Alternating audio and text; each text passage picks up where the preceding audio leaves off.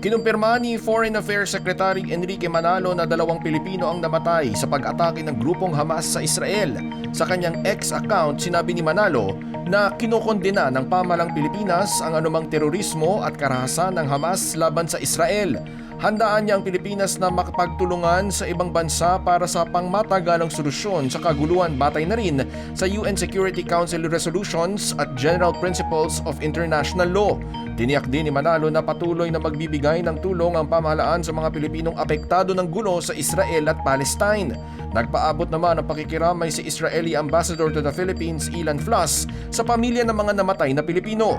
Nagpasalamat din siya sa pananatili ng mga OFW sa Israel sa kabila ng kaguluhan. Samantala, sinabi naman ni Philippine Ambassador to Jordan Wilfredo Santos na may 51 Pilipino na sa Gaza ang nananawagan ng tulong sa gobyerno para makauwi na sila sa bansa. Idineklara ni Pangulong Ferdinand Marcos Jr. ang October 30, araw ng Lunes, bilang Special Non-Working Day.